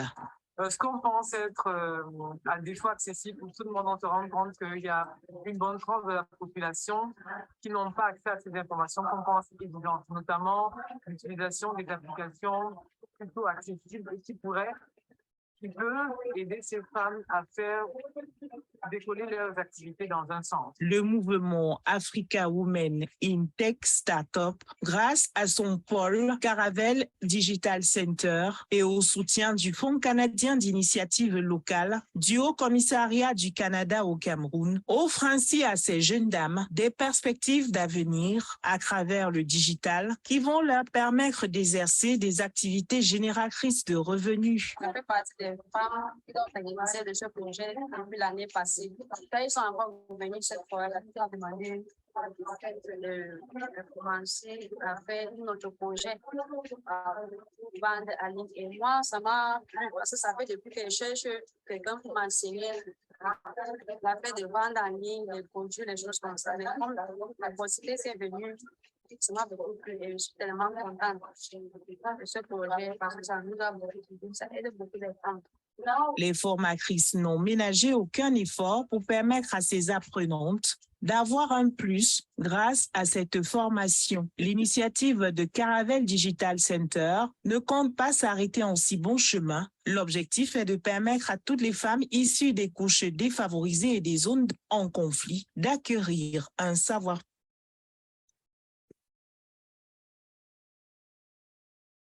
Elisabeth est une déplacée interne. Merci bien, Stéphie, pour ce partage. Comme j'étais en train de l'expliquer, il fallait matérialiser l'explication de ce projet parce que c'est un très grand projet aujourd'hui au Cameroun et qui permet véritablement de pouvoir impacter une autre cible. Parce que quand on parle de digital en général, on reste en zone urbaine, autant pour moi, et en allant en zone rurale, par exemple, ou auprès de ces personnes vulnérables, on peut leur apporter un contenu qui peut également les aider dans leurs activités. Donc, ça, c'était un de nos projets phares. Et un autre projet que nous portons aujourd'hui, c'est également le Festival de la femme numérique. Je vais essayer de partager le site Internet. Alors, il est là, voilà. Donc, le Festival de la femme numérique, c'est un autre programme que nous avons mis en place depuis 2019, qui aujourd'hui est un programme panafricain. Et on sort de la 4e édition qui a eu lieu au Cameroun et qui a pu mobiliser plus de 200 femmes. On a également fait un événement en ligne qui a permis aux femmes d'autres pays en Afrique de pouvoir participer à cet événement également. Donc, l'objectif de ce programme, il est vraiment de pouvoir, pendant toute une semaine, de former les femmes dans l'utilisation stratégique du numérique, mais également de pouvoir mener un plaidoyer auprès des gouvernements pour pouvoir véritablement accompagner la transformation numérique. Dans le cadre de la 4e édition, par exemple, nous sommes partis du thème de la Journée internationale de la femme, qui est pour un monde digital inclusif, innovation et technologie. Mais nous avons voulu faire un ancrage sur la zone de libre-échange continentale pour pouvoir véritablement mettre un accent sur l'utilisation des TIC. Au cours de cet événement, on avait un plaidoyer très fort qui était celui-ci, c'est de mettre en place un fonds d'investissement qui permettra de pouvoir faciliter l'inclusion numérique et l'accès des femmes au TIC. C'est-à-dire quoi concrètement? Ça veut dire qu'à travers ce fonds, par exemple, on pourra facilement mettre en place des programmes de formation, autant national et sur le plan continental. On pourra, par exemple, équiper les femmes d'ordinateurs, de téléphones, mais également le fonds peut permettre de pouvoir assurer les zones de couverture Internet, c'est-à-dire en travaillant, par exemple, avec les sociétés de télécommunications qui peuvent installer des antennes de petite couverture pour des zones rurales, parce que le principal problème qu'on rencontre en zone rurale, principalement, c'est que même quand on a la volonté de former, on vient avec les outils, parfois il n'y a pas de connexion Internet. Et c'est qu'il y a un véritable problème. Et ce fonds permettra véritablement de pouvoir faciliter ou alors favoriser l'inclusion numérique et accélérer la réduction de la fracture du genre. Donc, c'est un des programmes aujourd'hui qui est appuyé par le gouvernement du Cameroun et qui va au-delà. Et aujourd'hui, on est en train de mener un plaidoyer pour pouvoir également travailler avec d'autres organisations comme l'Union africaine qui travaillent dans le cadre de la ZLECAf pour leur montrer l'importance de pouvoir accompagner les femmes entrepreneurs, surtout à pouvoir s'outiller, non seulement à s'outiller, mais à bénéficier également des formations. Et à l'occasion de cette 4e édition, on a eu également l'honneur de recevoir OEC, notre partenaire qui a pu également nous entretenir sur la thématique et nous sommes toujours ravis de vous avoir pour nous accompagner dans nos différentes missions. Donc, ce festival, comme vous pouvez le voir depuis 2019, véritablement, il permet on a déjà formé plus de 1500 femmes. C'est-à-dire que pendant 3 jours, on fait même des caravanes de formation dans les différentes villes. Ce n'est pas juste dans une seule ville où se tient l'événement. L'événement peut se tenir dans plus de 5 villes pour pouvoir impacter véritablement toutes les couches sociales. Et ce qui est bien dans le cadre de ce programme, c'est qu'il nous permet de réunir plusieurs cibles. C'est-à-dire qu'autour du festival, par exemple, on peut avoir des jeunes filles, on peut avoir des femmes cadres, on peut avoir des femmes entrepreneurs qui partagent la thématique. Donc, c'est un de nos programmes aujourd'hui que nous portons et que nous pensons pouvoir le mettre au niveau de la scène internationale, c'est-à-dire que c'est un événement qui peut devenir panafricain, c'est-à-dire à l'occasion de la célébration de la Journée internationale de la femme, le faire dans plusieurs pays en présentiel en dehors du Cameroun, et ça sera certainement la vision de la prochaine année, c'est-à-dire permettre à d'autres pays de s'appuyer sur le modèle camerounais pour pouvoir le répliquer durant la célébration de la Journée de la femme en Afrique.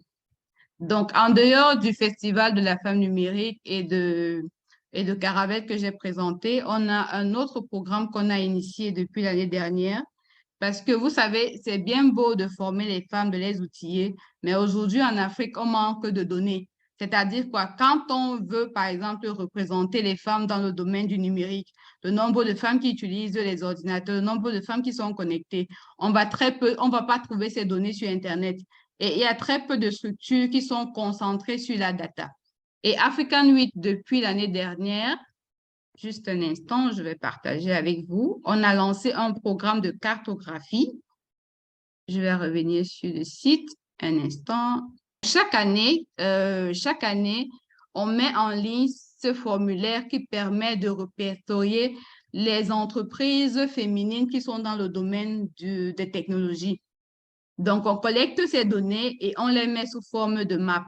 C'est-à-dire qu'à travers cette cartographie, quand vous voulez savoir, par exemple, les entreprises qui existent au Cameroun, qui sont dans le domaine technologique, vous venez sur cette cartographie, vous cliquez et vous pouvez avoir les informations, par exemple, de chaque entreprise.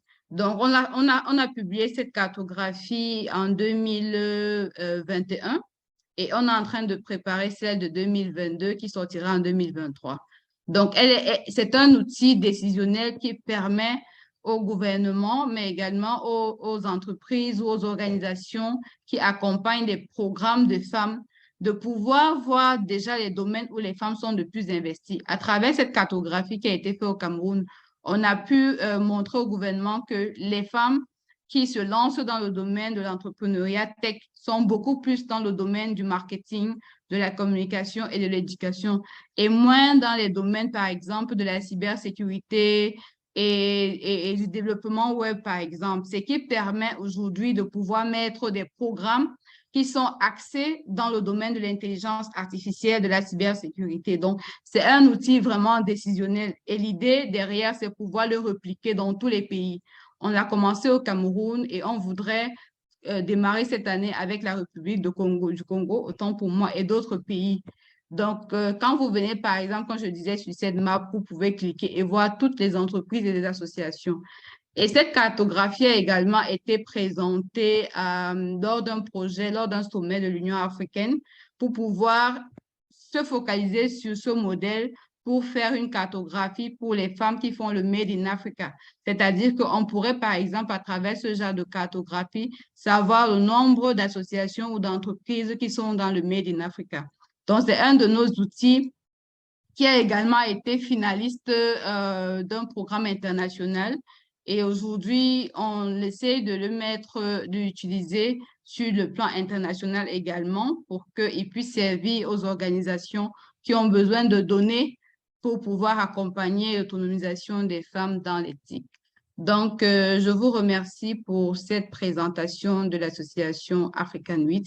Et comme je le disais au début, pour finir, on a vraiment un accent sur le digital, bien que à la base, nous soyons une organisation qui milite sur les TIC.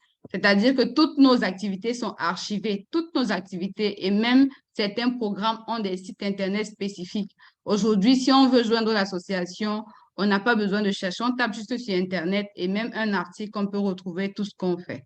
Donc, je remercie Wessé pour cette opportunité. J'espère n'avoir pas pris assez de temps durant la présentation. Merci, Stéphie. Merci beaucoup. Nous remercions ces deux organisations qui nous ont fait un petit récapitulatif de leur activité dans la tech. Et du coup, on va passer, sans plus attendre, à la partie échange, questions, réponses.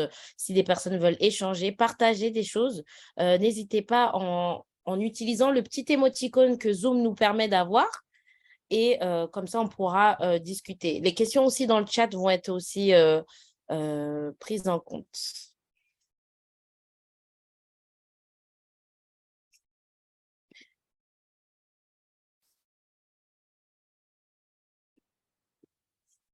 Alors, nous avons la personne qui a un Infinix Hot 11 Play qui a levé la main. Vous avez la parole.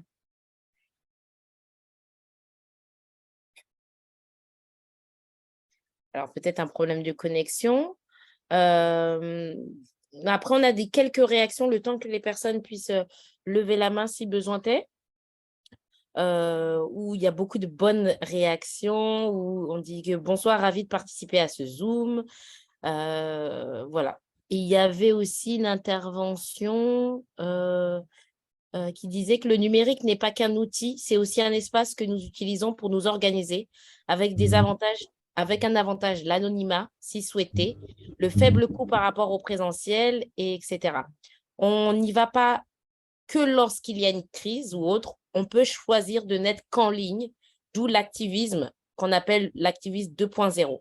Donc, vraiment, la personne aussi invite à utiliser les hashtags, les vidéos, les blogspots, les podcasts. Merci pour cette intervention. Il y a aussi, en tant que féministe, nous devons suivre l'évolution à l'ère du numérique. Est-ce que des personnes veulent réagir? C'est vraiment un espace de partage. Vous avez deux organisations qui nous ont peint comment elles arrivent à travailler avec le digital.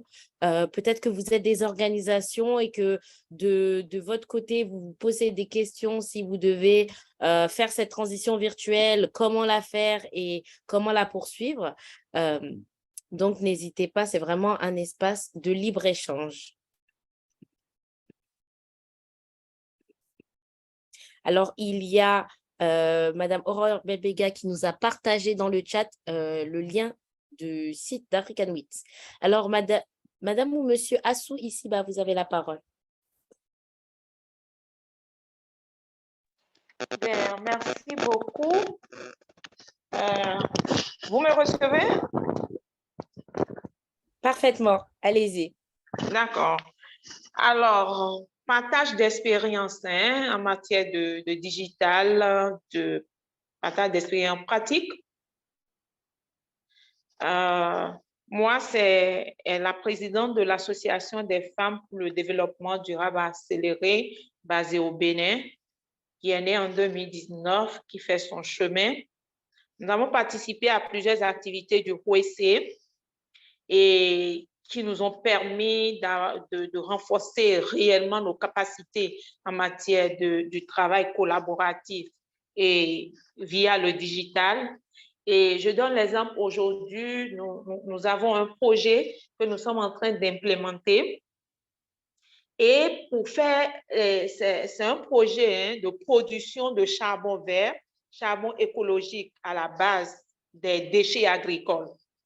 Mais pour recruter le personnel, pour l'acquisition du matériel, même pour la construction du site, nous avons mené ces avis à manifestation d'intérêt via le digital. On a lancé, on a fait les négociations avec le personnel. On a discuté plusieurs réunions, même les équipements, les offres sont venues par email. On a rencontré les fournisseurs de façon virtuelle. C'est-à-dire, on a mené toute l'activité de façon visuelle parce que la plupart des responsables ont leur activité et ce n'est que par le digital que nous pouvons avoir un peu de temps par rapport à notre engagement social. Donc, c'est une expérience formidable pour nous parce qu'on ne savait pas qu'on allait y arriver de sitôt. N'eût été le digital, on serait encore en retard par rapport au chronogramme de mise en œuvre de ce grand projet que nous avons pu décrocher grâce à notre partenaire suisse, Brooke-le-Pont. Donc, je voudrais encourager les femmes, les organisations de femmes à s'exercer aux outils digitaux, le Zoom, le Google Meet, ainsi de suite, tous ces outils-là. C'est pourquoi je n'ai pas hésité quand j'ai vu le message de OEC par rapport à cette activité. Je suis allée, j'ai tapé l'application, j'ai installé l'application sur mon téléphone pour pouvoir suivre. Donc, c'est des outils acquises et donc dont on a besoin aujourd'hui pour impacter notre engagement social. Merci. Merci. Est-ce que vous pouvez rappeler votre organisation et où vous êtes situé, s'il vous plaît? Merci. C'est l'Association des femmes pour le développement durable accéléré. Nous sommes basés au Bénin. Parfait. Merci beaucoup pour cette… Je vais mettre dans le chat notre site que vous pouvez visiter et puis nos contacts. D'accord, Et beaucoup de parfait. Merci courage pour pour ça. cette expérience encore de cet après-midi. Bravo, Kwesi. Bravo à tous les partenaires et les co-organisateurs. Merci beaucoup pour ce partage. Nous allons prendre monsieur ou madame Fodi. Vous avez la parole.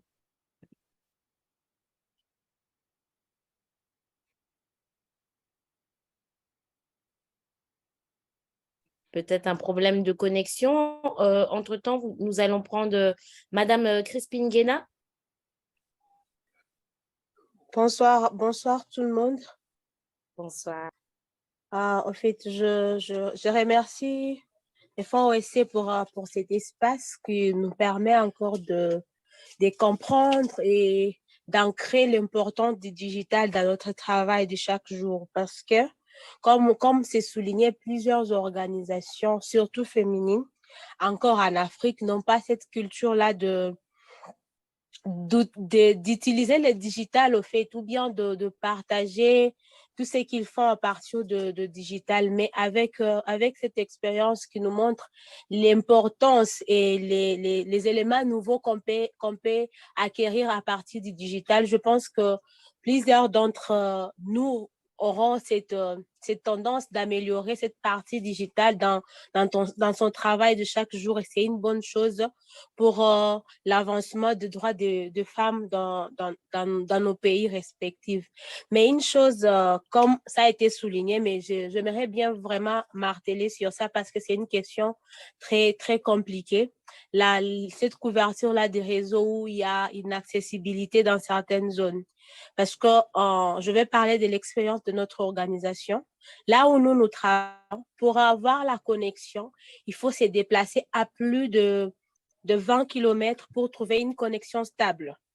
Alors, même quand on a envie de se performer dans cette question du digital, avec cette faible accessibilité au réseau, ça fait en sorte qu'on ne peut pas aller un peu plus, on ne peut pas en faire assez parce que pour vous déplacer, revenir, non seulement que le coût de transport est élevé, mais aussi tous les risques qui vont avec. Donc, je pense que peut-être je demanderai au fonds OSC de réfléchir en termes d'un plaidoyer pour des zones rurales où l'accès est difficile, où les femmes ont vraiment besoin de se performer, d'avancer, mais dont l'accès est difficile et elles n'ont pas suffisamment d'accès. Ça, c'est un. Et la deuxième des choses, c'est peut-être aussi demander une amplification du contexte toujours de fonds OSC par rapport au coût d'Internet. Parce que les pouvoirs économiques des femmes est faible, mais quand le coût de l'Internet est élevé, ça ne permet pas aux femmes, aux organisations d'utiliser cette partie-là parce qu'elles n'ont pas ce pouvoir-là de découvrir cette partie. Je pense que c'était deux points que je voulais souligner, sur quoi c'est un cri de femmes rurales, en tout cas, que je porte, parce que c'est vraiment un besoin. Elles ont vraiment besoin de se performer, mais cette partie-là fait en sorte qu'elles ne peuvent pas s'outiller parce qu'il n'y a pas de couverture, il n'y a pas de couverture de connexion, il n'y a pas, le coût est élevé. Donc, je pense si on peut faire cette partie on peut faire de ça notre élite, ça pourra aider les femmes rurales à bien faire attendre et participer de manière constructive au monde digital. Merci beaucoup. Merci pour tous ces inputs et partages. Est-ce que d'autres personnes voudraient réagir? Dans le chat, nous avons merci aux différentes intervenantes qui nous ont apporté des informations riches, importantes et essentielles. Merci à ROSC pour cette opportunité. Donc, on rappelle, nous sommes au stand parallèle de la CSW67, un événement qui se passe en présentiel à New York. Et nous, on a décidé de faire un événement parallèle à distance. Si d'autres personnes veulent parler.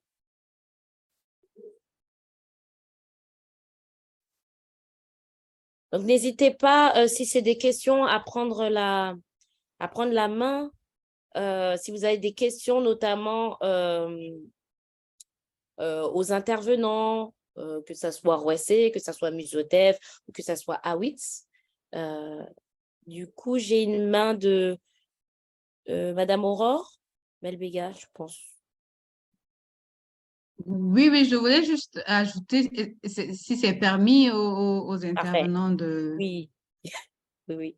Ok, d'accord. Dans ce que je voulais ajouter, c'est quelque chose qui est vraiment, j'ai envie de dire qu'on remarque sur les associations féminines, c'est que parfois, on a peur de mettre en avant nos activités ou même peur en avant parce qu'on va dire peut-être qu'on a déjà beaucoup d'argent, etc.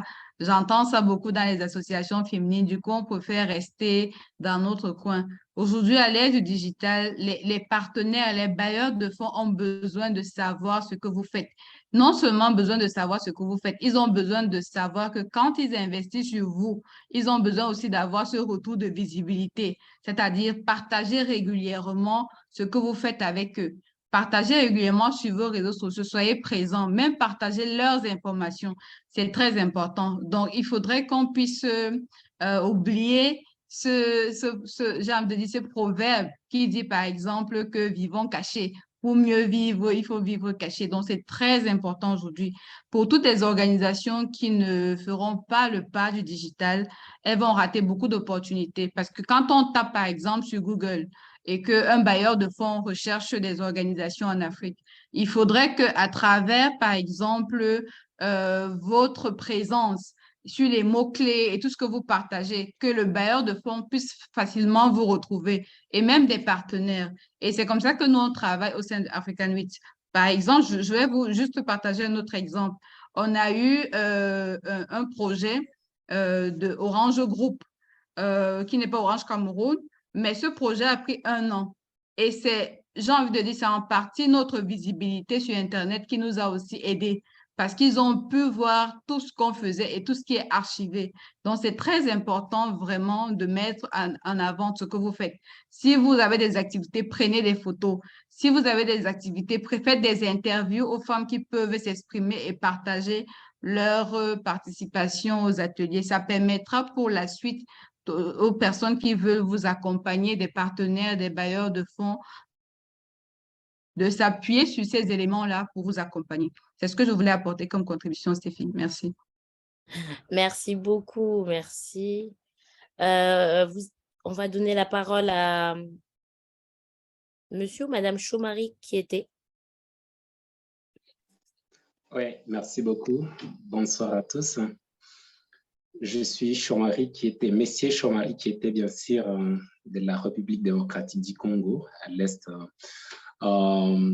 Je suis vraiment ravi de faire partie de cet échange pour ce soir.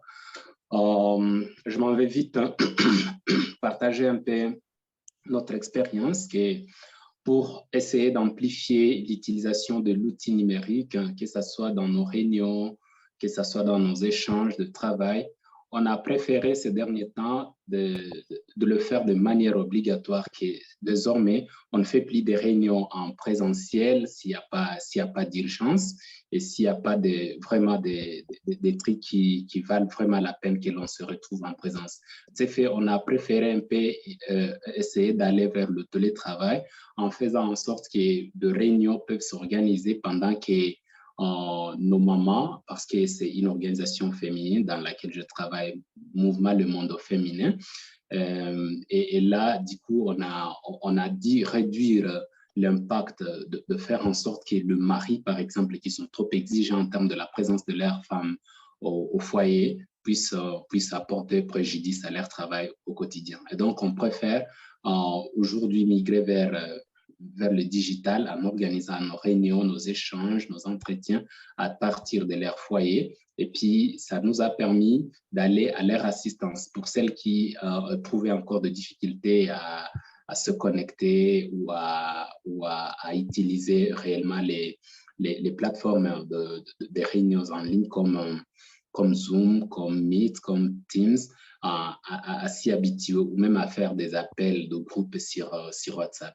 Et du coup, après un temps, au début, c'était trop difficile, mais aujourd'hui, le fait que ça soit un caractère contraignant et qui pouvait conduire à des petites peines telles que si tu n'étais pas présenté à la réunion chez Zoom ou Team, tu dois payer quelque chose comme 1000 francs congolais. Et puis, ça a boosté les femmes à faire en sorte que dès l'approche déjà de la réunion, qu'elles puissent déjà prendre des dispositions, qu'elles puissent demander de l'assistance pour qu'elles participent à la réunion. Et notre organisation a déjà travaillé et a bénéficié d'un appui un peu en direct des SOS à travers l'organisation congolaise La Floraison ASBEL.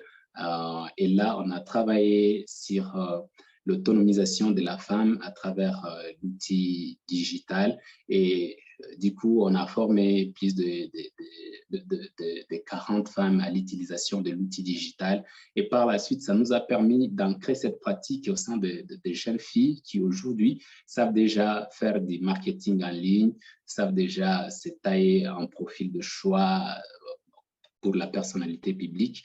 Et donc, le digital, c'est un outil incontournable. Et je voudrais peut-être placer une recommandation enfin, pour ne pas être trop long, c'est que nous avons mené une étude l'année dernière, en 2021, et nous avons trouvé que la population rurale partout en Afrique vit essentiellement de l'agriculture.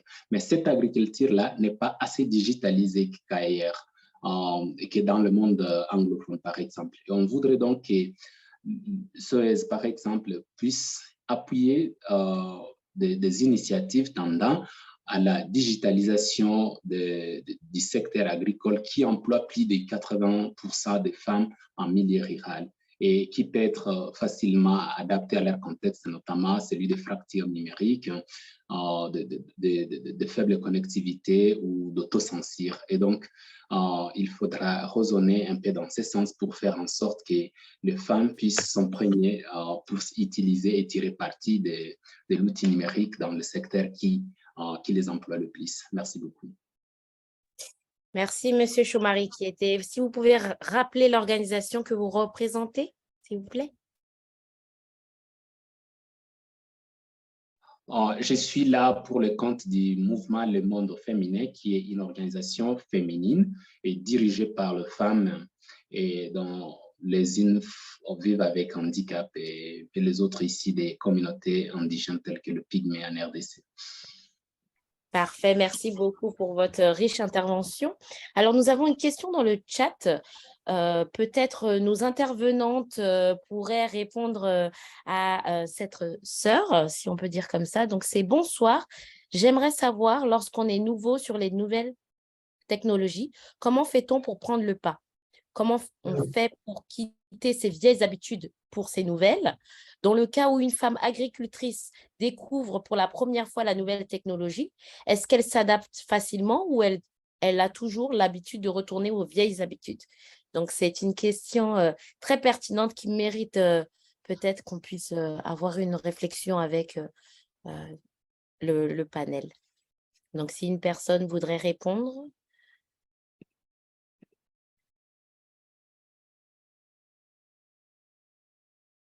Alors, je vois des mains levées, je ne sais pas si c'est pour d'autres questions, mais s'il y a de nouvelles mains, je saurais. Est-ce que Aurore de African Wits voudrait répondre à cette consoeur? Oui.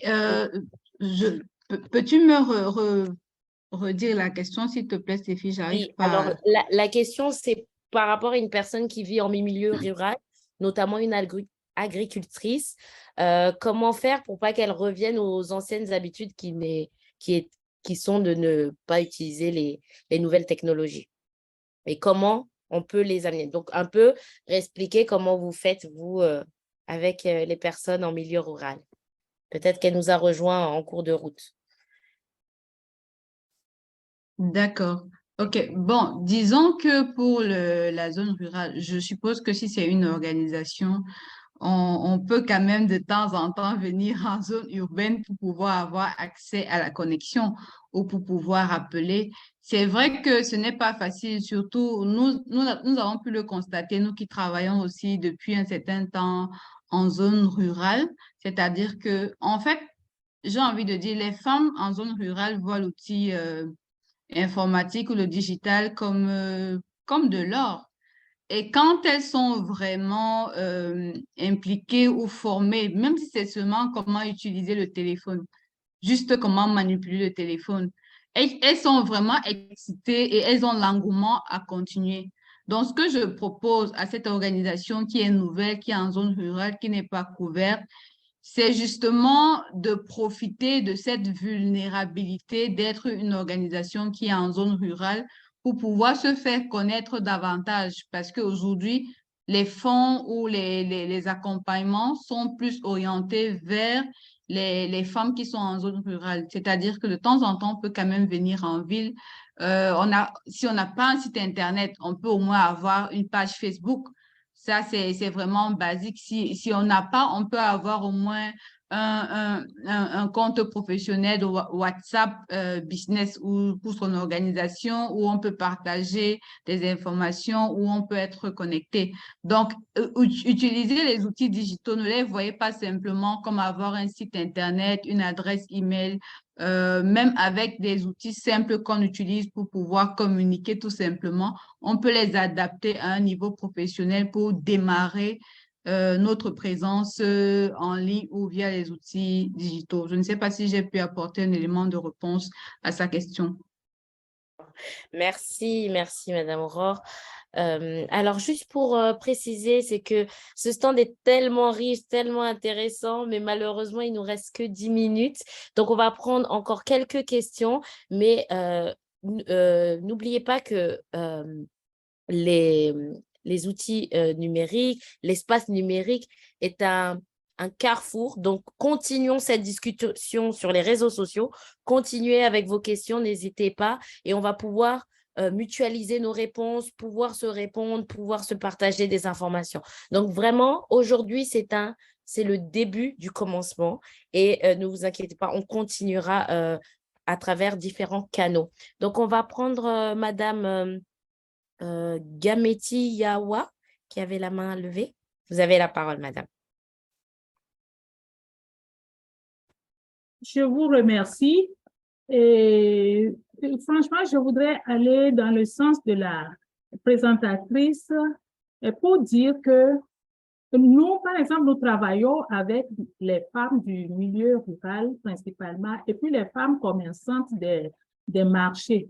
Et après la formation auquel moi-même j'ai participé, et d'abord j'ai oublié de dire que je suis la directrice de l'ONG FIADI, Femmes, Initiatives et Actions pour un développement intégral au Togo.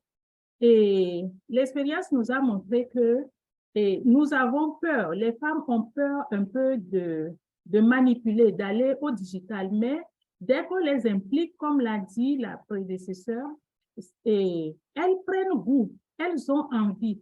Et avant, on était obligé de se déplacer pour aller vers ces femmes, mais récemment, j'ai pu constater que les femmes qu'on a formées là, quand vous allez vous fixer un rendez-vous, elles disent non, ne venez plus, vous pouvez appeler, vous pouvez laisser un message, on va échanger par vocal, par WhatsApp et par les tics. Alors, je me dis que nous devons faire un effort pour vraiment aller dans ce sens. Nous-mêmes aussi, on a constaté à notre formation que nous-mêmes, et même les femmes lettrées qui font, nous on croit qu'elles maîtrisent, non, les femmes ne voulaient plus partir au moment où on avait abordé le digital. Et je crois donc que c'est un truc à promouvoir. Et là, je m'avais recommandé à rester, de faire un effort pour aussi nous apporter des appuis et un renforcement de nos consoeurs des milieux ruraux sur la question. Je vous remercie. Merci, Madame Gameti Yawa, merci pour ce partage. On va prendre peut-être une dernière question et malheureusement, alors, vous m'avez suivi? Oui, vous m'entendez? Allô? Oui. Vous m'avez suivi? Oui, parfait. Vous m'avez entendu? Peut-être qu'on a été coupé. Je vous remercie pour votre partage et vos recommandations et interpellations. Donc, je disais que nous allons prendre une dernière personne parce qu'on va devoir se quitter malheureusement. Nous avons monsieur ou madame Ongba Nsana. Vous avez la parole.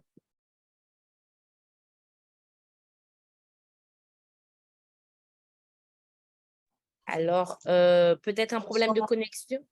C'est bon? Vous nous entendez? Allô, bonsoir. Oui, parfait. On vous entend. Déjà, je tenais à vous remercier pour cette initiative et félicitations à tous les participants. Ce fut vraiment un débat très enrichissant. Alors, je suis vice-présidente de la Fondation Wellcare, la fondation qui œuvre en faveur des droits de la femme, de la jeune fille, qui lutte contre le sexisme traditionnel et le prosélytisme et qui promeut l'autonomisation et l'inclusion numérique des femmes. Alors, ma question est en deux volets. Le premier est de savoir, est-ce qu'une association féministe doit uniquement avoir des hommes à sa tête? Et si c'est le cas, n'est-ce pas un peu discriminatoire, puisque nous avons souvent vu des hommes qui sont plus féministes que certaines femmes qui défendent les causes des femmes, qui sont vraiment portées par le sujet et qui le défendent sur le terrain au mieux. Et maintenant, l'autre question se situe au niveau des bailleurs de fonds pour de nouvelles associations, comme disait la dame de Misodev, s'il vous plaît.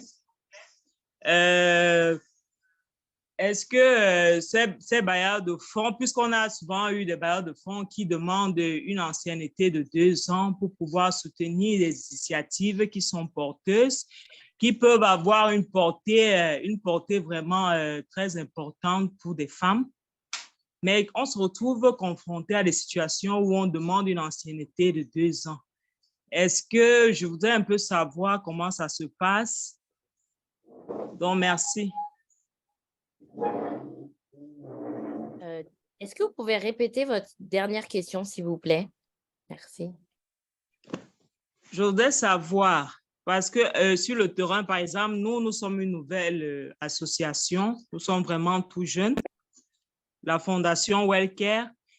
On est confronté sur le terrain au niveau des soutiens. On n'a pas de quand on demande un soutien par rapport à un projet, par exemple, on nous demande d'avoir une ancienneté, d'attendre d'avoir une ancienneté d'au moins de 2 ans pour pouvoir soutenir notre projet.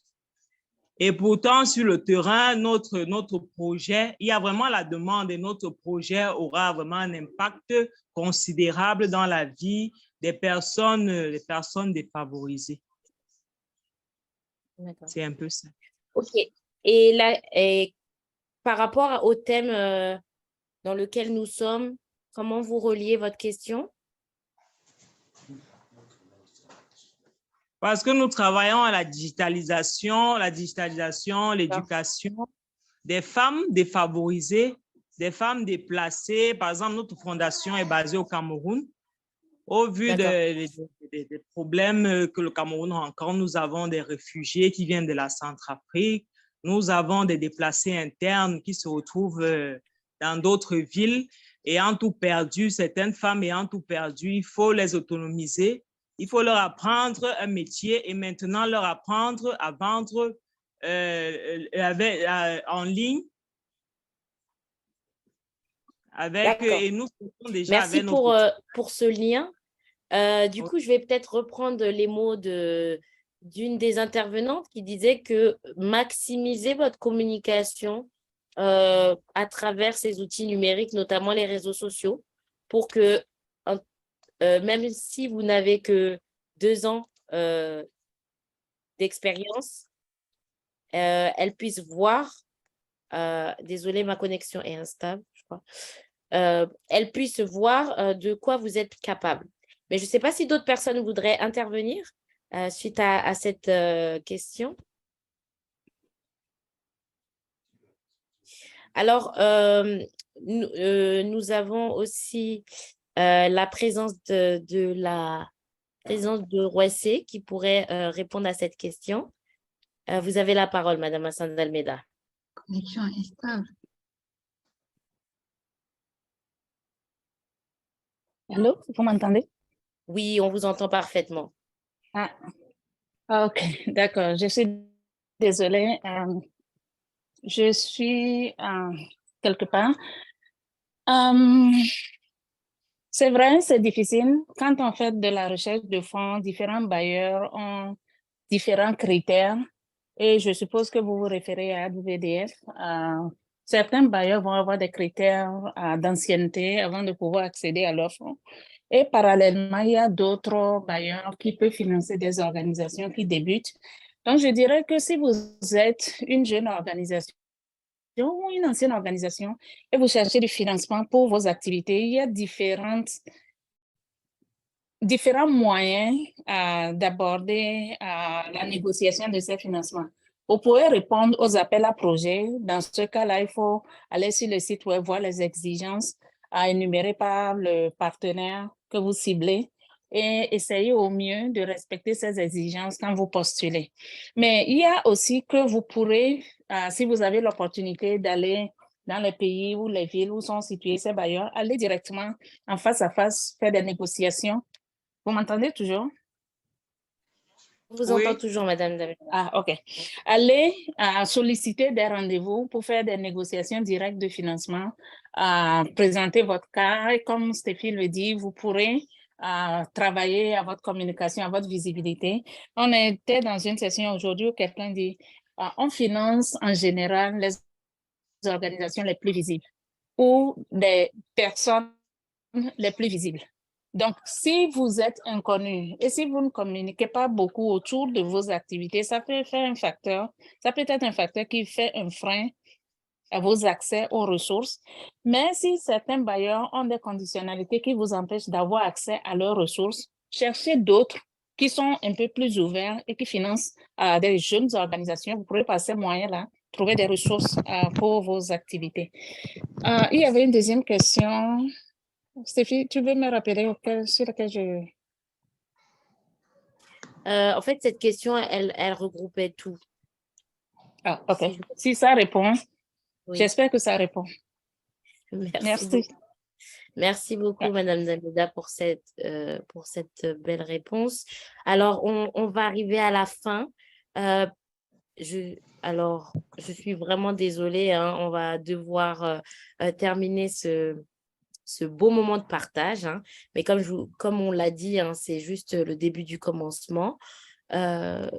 Donc, juste un rappel, n'oubliez pas, il y aura bientôt le Forum francophone 2023, du 27 au 30 novembre 2023 à Lomé et aussi en ligne. Et le thème de ce forum est « Construire le mouvement féministe francophone, par où commencer ?» Donc, on remercie encore nos partenaires qui ont pu partager leurs expériences et donner encore de l'impulsion à vous, organisations, et vous aussi, partenaires financiers, de pouvoir soutenir ce genre d'initiatives qui sont réellement importantes dans le milieu dans lequel nous vivons.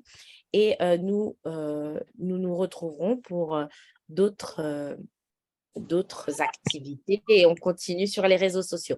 Donc, notre site web, c'est www.xoese.org et suivez-nous aussi sur les réseaux sociaux. Merci beaucoup et à une prochaine fois. Chaque année,